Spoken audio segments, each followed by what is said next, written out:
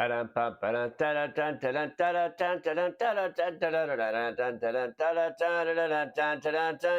we go. Good morning. It's time to play the music. Get all the cameras on. It's time for the morning show, and I'm going it alone. Just quickly check the chat room. There is nobody home. It's time for the morning show, and I'm doing it on my own. Hi, Kat. The host, the guest, the audience, it's what I'm here to be. There's no one even watching. This all depends on me. But it's nothing unusual, it's just another day. I'm sure that I can do it all if I do it my own way. Yeah. Do. Morning, everybody. Good morning. Yes, hi, Kat. How are you? It's definitely one of those days. In particular, it's January 4th. We're on a Sunday. Well, I'm going to need me a glass of yogurt for this one. Holy cow, am I still sleepy. I just barely scraped myself up out of bed to get in here and start the show, and there's no one here, as always. Morning, everybody. Good morning, good morning, good morning, good morning, good morning. That's right. Well, it'll be longer before the model is done. Tomorrow is one of my shop days. I have 2 days off in a row. Very nice. So I am going to do a shop day, 2 of them. First one, we're going to work on tangibles and then maybe intangibles, or maybe the other way around. But for now, let's start the music. I said to play the music, but I ignored myself. We've got to start the music. Can we just start the music? Somebody start the music. The music's way too loud, son. Okay. Morning, everybody. How about some yogurt? Oh, it's nice. It's very nice. I'm having some yogurt.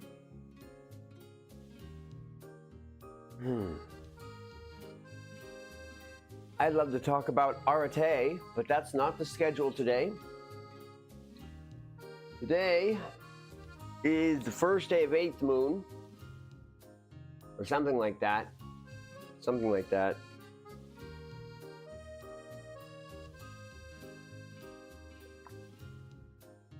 I think I'm still in the middle of 7th moon.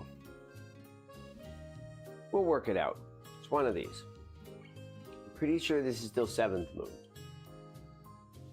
Which is just fine, because today we're talking about the great 7 motives, or the 7 great motives, or the motives 7 great, or the motives great 7 something. You get the idea, don't you? You understand what I'm trying to sell you. Okay. So,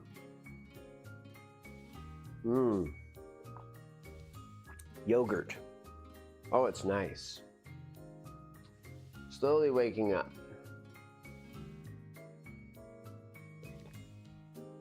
Just plain drowsy.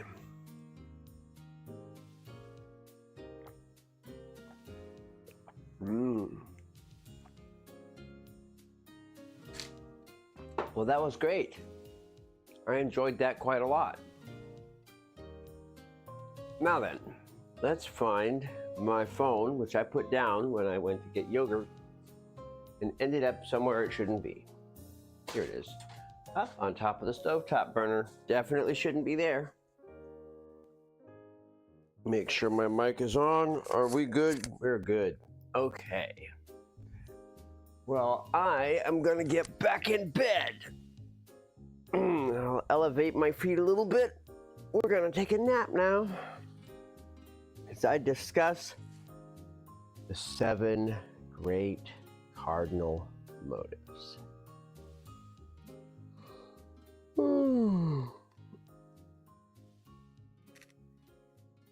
The seven great motives, huh? So, long time ago, a man by the name of, I forget what was his name, jeez. He had a pyramid, Maslow, that's what his name was. Maslow had a pyramid, a hierarchy of needs. He believed that humans needed specific things in specific orders, beginning with safety and security at the bottom, and ending with enlightenment. And while it all sounds good, that's not actually how humans behave. Maslow's hierarchy of ideal behavior doesn't properly represent real behavior in any respect. Rather, people's 7 desires are balanced uniquely, where each person has their own balance between what they feel is most important and what they feel is less important. But let's just start by going over the 7, shall we? Maslow and I disagree a little here too. In my opinion, all the actions of humanity that are within reason, that are reasonable actions, are driven by one of 7 cardinal motives, for the most part. The first is the motive of survival, to survive, to be comfortable, to be out of pain, to not be hungry or thirsty. The first motive, to survive, is driven by biofeedback. It is a powerful and important motive that ties us firmly to the real world. This motive, rooted in the biology of the human, helps us to maintain our health and survival, and it is a powerful drive, very powerful. It's so powerful that Maslow thought we respected above all others, but I'm not so sure that's the case.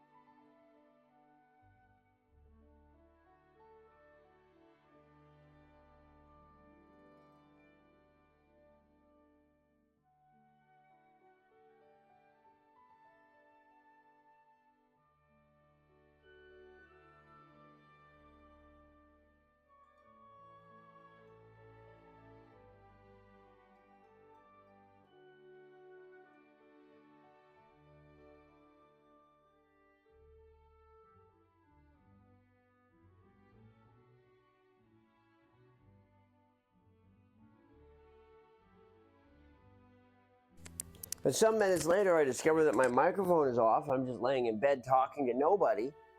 I have no idea how long the microphone has been off.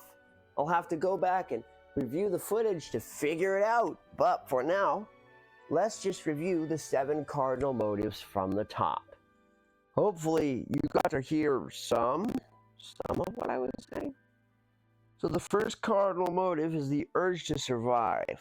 It is born of the human biofeedback network. Our desire to avoid hunger and pain and thirst governs our needs in a very specific way, and it leads to industry. Okay? Then there's the second cardinal motive. The 7 great cardinal motives govern most of the things that we do. The second cardinal motive is born of our ability to quantify the world. It leads to comparisons of worth, and in turn gives rise to ambition, the desire to be, to have more. Right?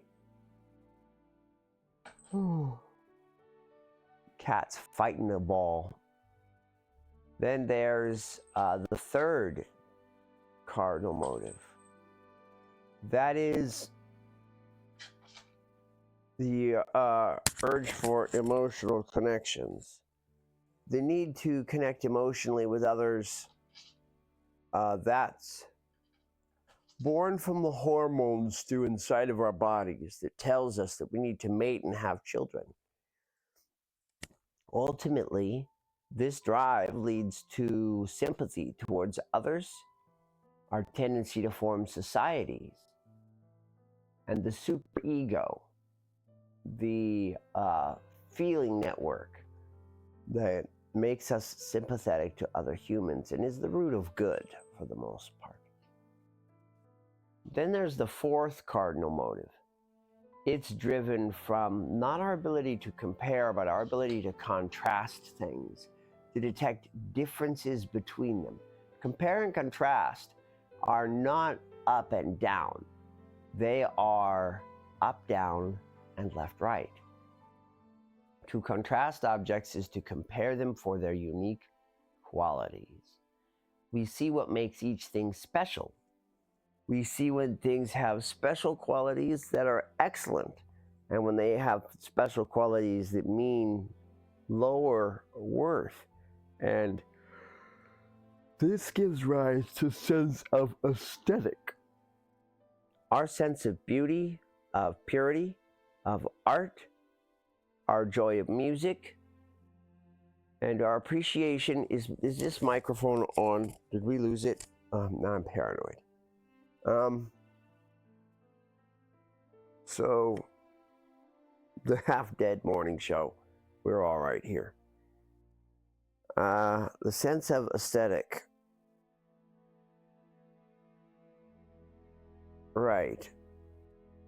Art, cleanliness, and disgust all rise up out of this ability to compare things, or contrast them, and see how they are different.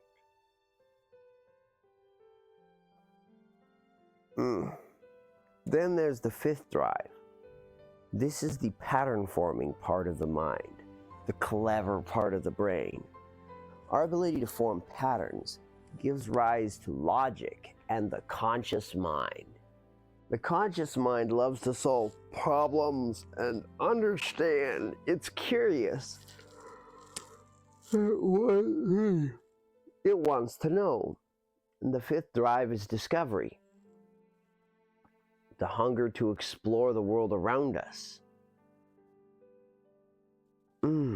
All of it born from our ability to make and resolve patterns and seek patterns, complicated ones, all through our world.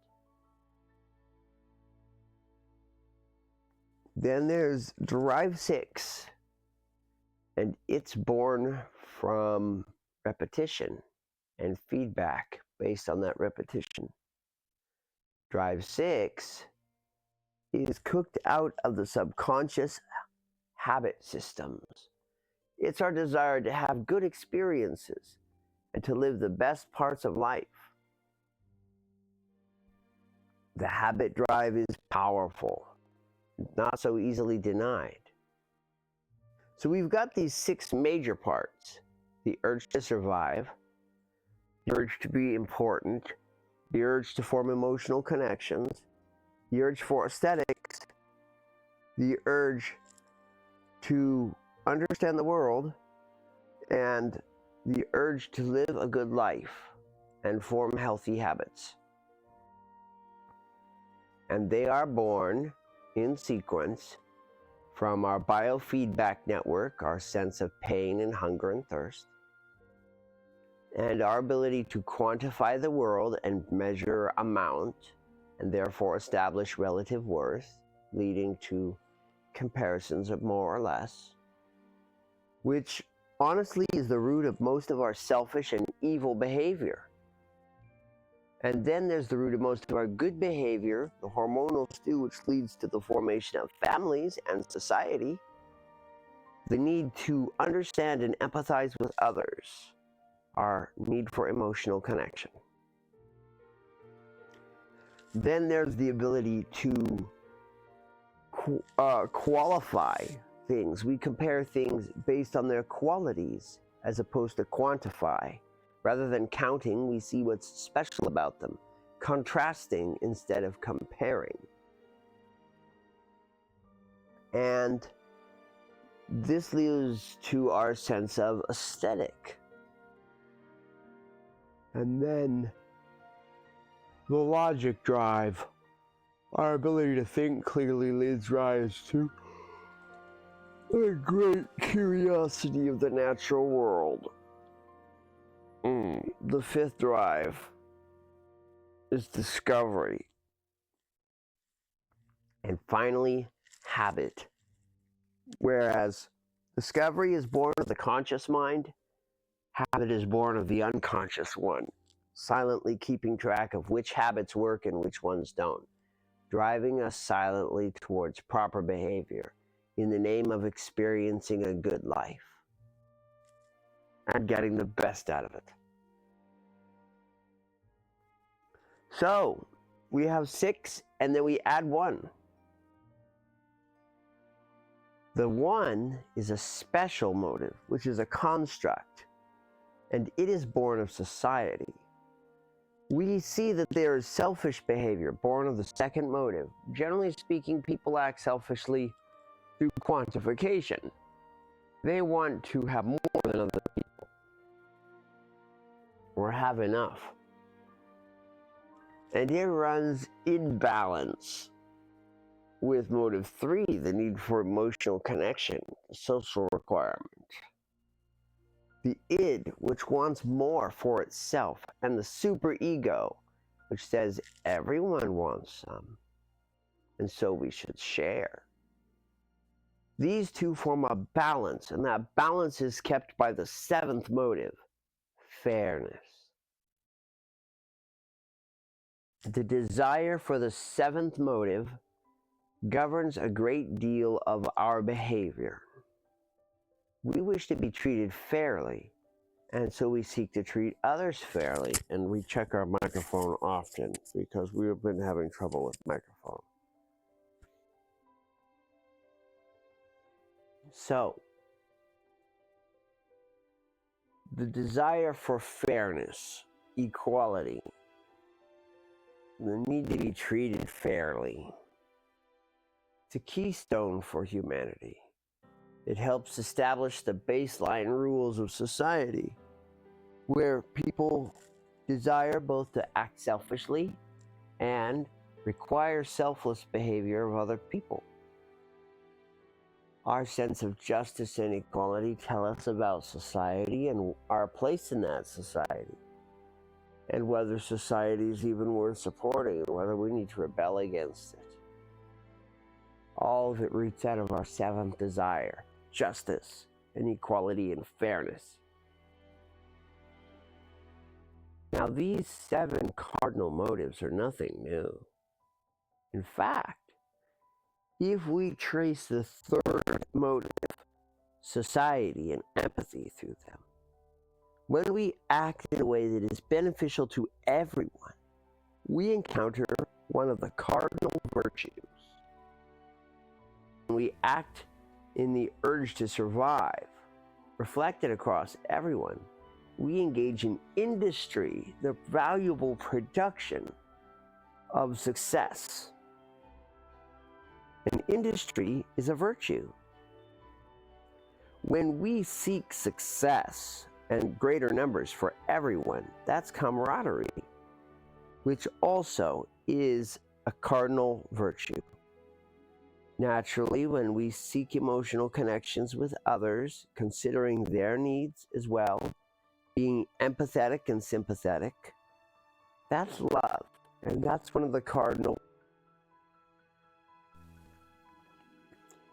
When we hold aesthetic, when we evaluate things by quality, we may find that there are many beautiful things in life. And when we believe that everyone is beautiful, it leads us to be humble. And humility is one of the cardinal virtues. When we seek to discover the world, we learn how to exploit it and how to operate it. The mechanical discoveries can lead to a distinct amount of gain. And when we share those gains with everyone, when we teach, when we share learning, that's generosity. Similarly, when our unconscious habits drive us to behave in ways that lead us towards a leaner, more responsible lifestyle that is good for everyone, that is temperance.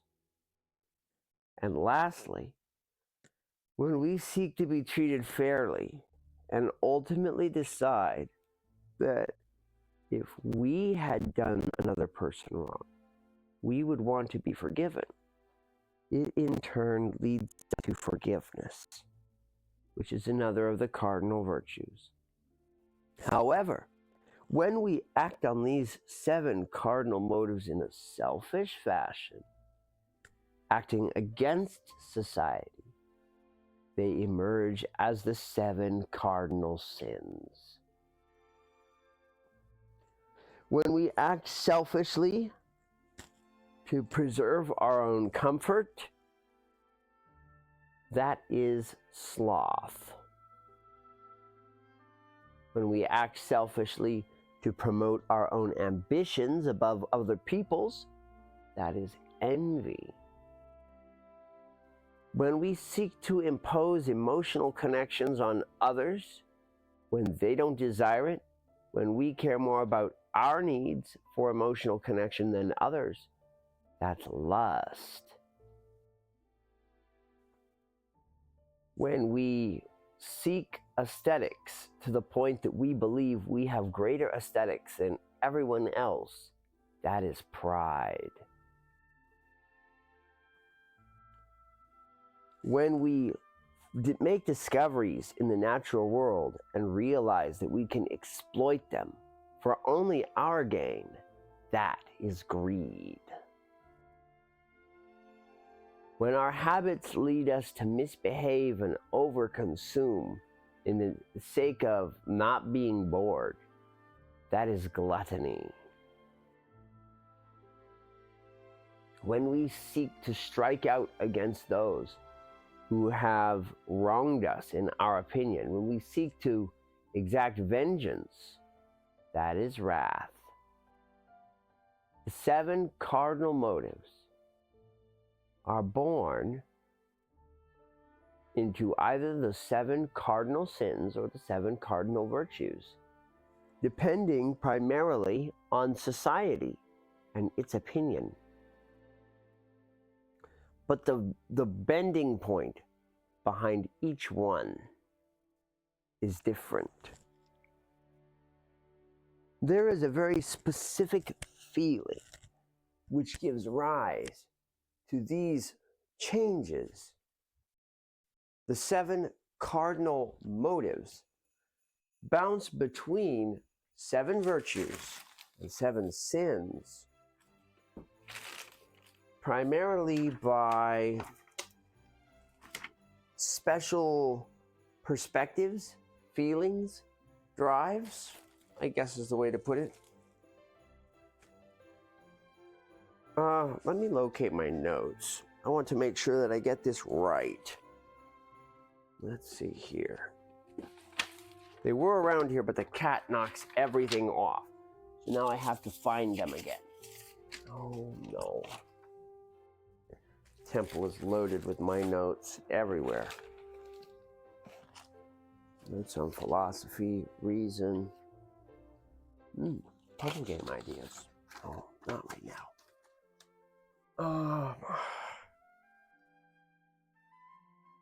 Here we are, perhaps. Is it this? No, I don't think that's it.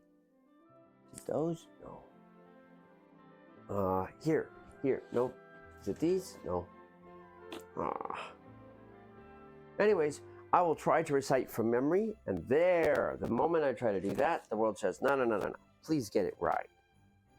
Let's start with the difference between industry and sloth, shall we?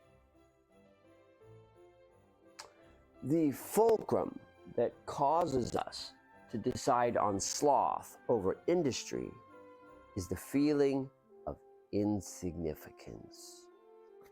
If we feel significant, we engage in industry, producing abundance, supply, comfort, stability for everyone, making life safer and longer, freeing people to seek their own comfort, helping where and when you can, the refusal to turn a blind eye, the burning desire to make a difference, a life of service to your fellows.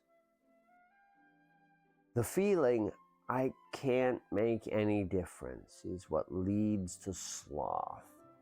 The unwillingness to help even when you can.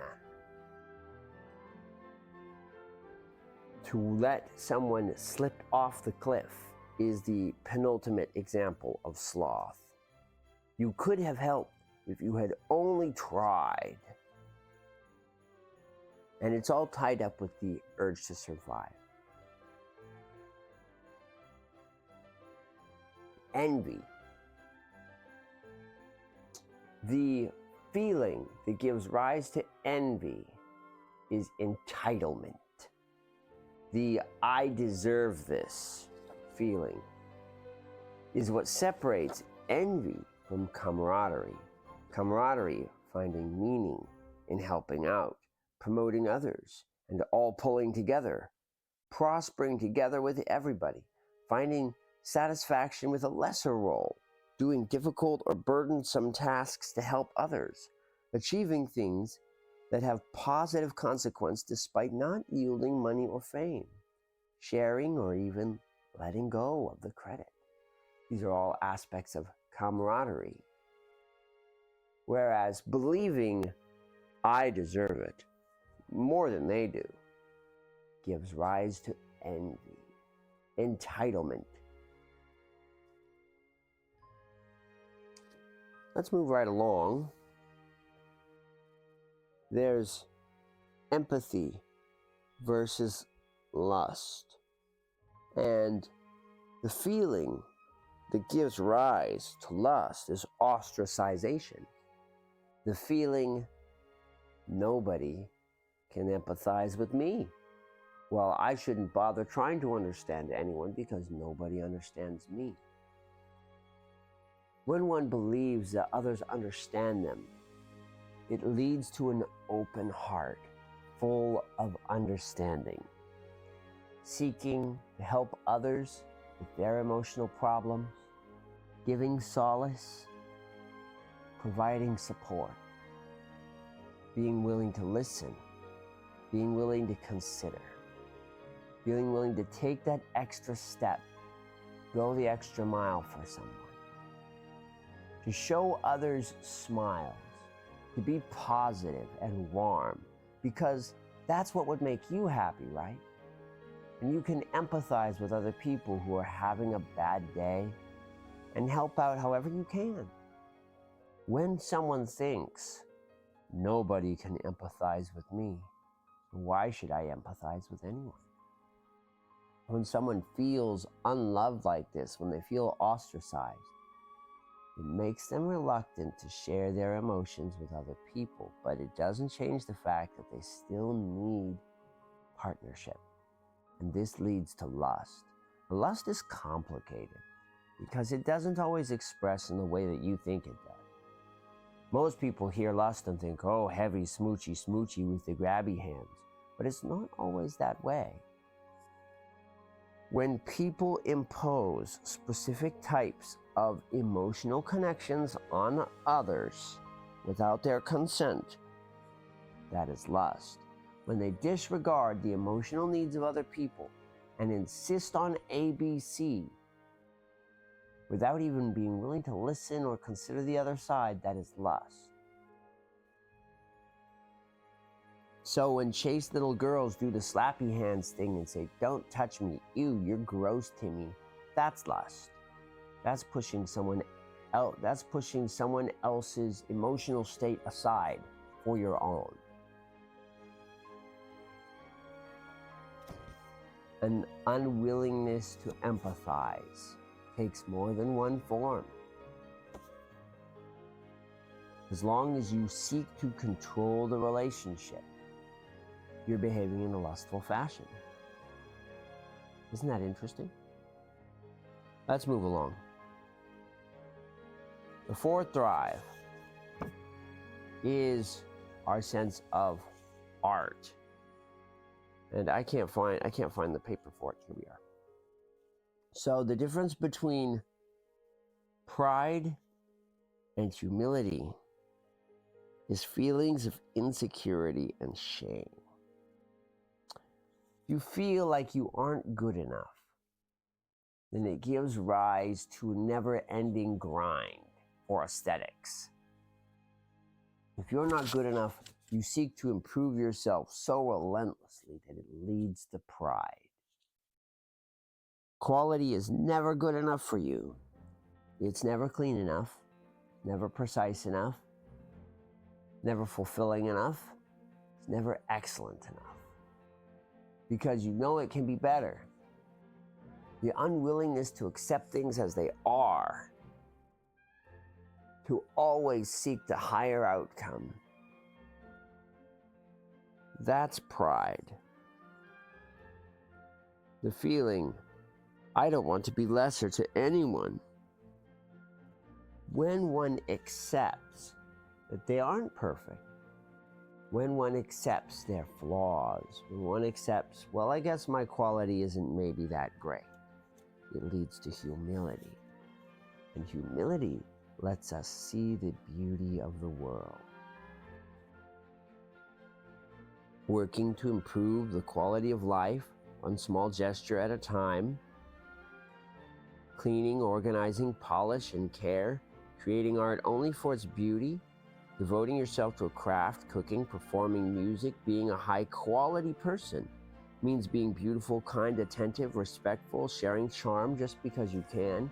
But above all of these base element things, being humble means appreciating the world for what it is, or seeing the good qualities all around you.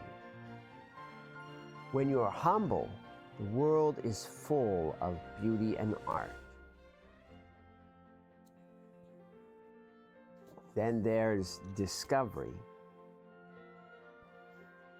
The difference between greed and generosity is an intellectual one. It is willful ignorance. The thought, I already know what I need to know. The unwillingness to learn more gives rise to greed. The unwillingness to see the damage you are causing. The unwillingness to finish seeing the picture. The unwillingness to consider other people's positions. To consider other people's needs. Whereas the willingness to understand, the unwillingness to shut out the truth, the willingness to see things as they truly are, leads to an understanding that is broader. It leads to generosity. It leads to being considerate of the needs of everyone and the planet. It leads to sharing gifts with others, from wealth to knowledge, surrendering your advantages for the sake of all. It leads to learning to take the minimum so that you can share with everyone, so that the most is available. Understanding on that level is what gets you true value from the baseline. You don't need to be greedy because you know there will be enough as long as everyone else is the same way.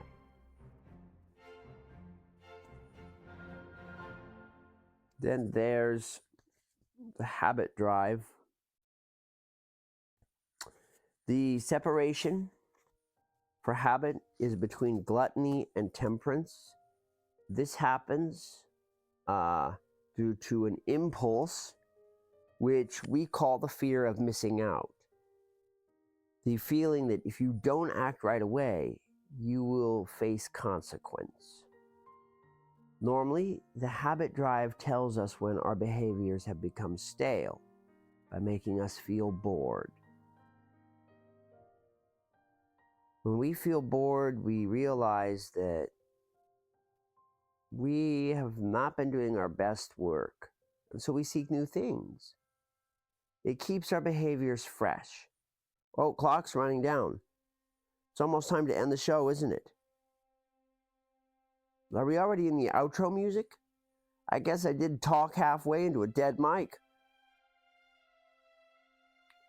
Anyways, the fear of missing out, while it grips us, causes us to consume more than we otherwise would, causes us to establish selfish habits. The willingness to accept that, to be willing to let go of things that could be good, can lead to temperance, the adoption of habits which are less comfortable and more productive. And moving right along to the last drive, wrath. Wrath is born of the feeling they'll never change. We as human beings are always able to change. We know this of ourselves. You ask any person, they'll tell you, I can change. You bet. All humans are able to change. It's what makes us wonderful, what makes us special. But we lose the ability to see change in others. When we become frustrated with someone else's decisions, when we become frustrated with someone else's actions, and we feel we can't change them, that although we would be able to change them, we aren't able to because of someone else. We can become convinced they'll never change, it will never get better, and that leads to wrath. That's what leads to a willingness to take matters into your own hands, to seek to rectify unfairness by lashing out, whereas seeing the truth that everyone is capable of change, that good hides in every soul, is what leads to forgiveness. You don't have to be happy you were treated poorly. You just have to hope for better days and let go of what happened. With that, I believe we have come to the end of another morning show. Boy, it sure was a quiet one this time. I'll have to go back and find out where the audio got wiped out. Thank you very much for watching, everybody. Tomorrow's topic, we're going to have a nice long show as we discuss arete, the Greek concept of quality. Thank you, everybody. This was a very important show to me. Too bad that I scuffed it up so much. I may even re-record it tomorrow. Thanks for watching. Have a lovely day.